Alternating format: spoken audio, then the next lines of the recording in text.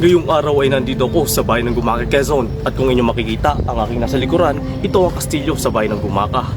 Ang kastilyong ito ay tinatag noong panahon pa ng mga Kastila. Ang kastilyong ito ay isa sa makasaysayang lugar dito sa lalawigan ng Quezon. Ang Kutang San Diego ay tinayo ng mga Pransiskano sa bayan ng Gumaca upang protektahan ang lugar laban sa mga pirata na nanggagaling sa Lamon Bay noong ika-18 siglo. Pinangalan naman ang kuta kay San Diego de Alcala, ang patron ng Gumaca. Noong mga nagdaang taon, may tunnel na nag-uugnay sa kuta at sa simbahan ng San Diego de Alcala. Ang Kutang San Diego ay yari sa tinamtab na bato at may bubong na tisa. Itinayo ang Kutang San Diego upang pagtanggol ang bayan mula sa pagsalakay ng mga turisang dagat. Ang kuta ay ang tanging nalalabi ay pantayo ng mga Kastila sa pangangasiwa ng mga paring Pransiskano noong huling bahagi ng ika-18 siglo. Noong 1850, si Padre Francisco Costa ay nagpatayo ng matibay na pader na yari sa apog at bato. Sa pagitan ng dalawang muo, pakipagsanggalang ang bayan buhat sa hangin mula sa hilagang silangan.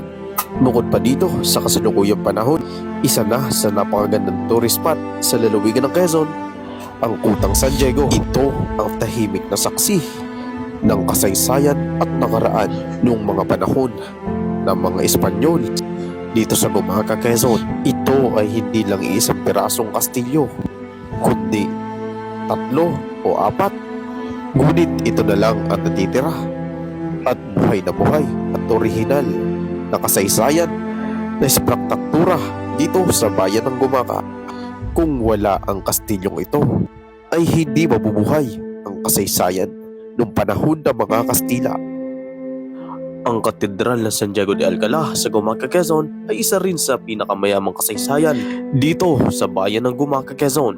Ang parokya ng San Diego de Alcala ay tinatag ng mga misyonaryong Pransiskano noong 1575. Sila rin ang nagtayo ng orihinal na simbahan. Alam mo ba, kilala ang katedral bilang isa sa pinakamalaking simbahan sa lalawigan ng Quezon. Ang kasalukuyang simbahan ay nagpapakita ng arkitekturang baroke.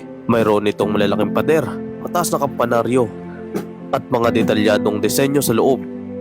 Ayon sa mga kwento, mayroon umanong underground tunnel na nag-uugnay sa simbahan. Sa Kutang San Diego, ito ay ginagamit umano bilang daanan sa panahon ng mga atake ng pirata.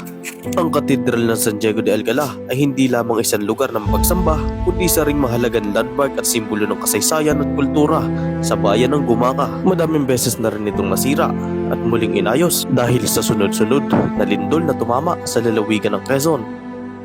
Pero nananatiling matatag ang historya ng San Diego Cathedral sa Gumaca, Quezon.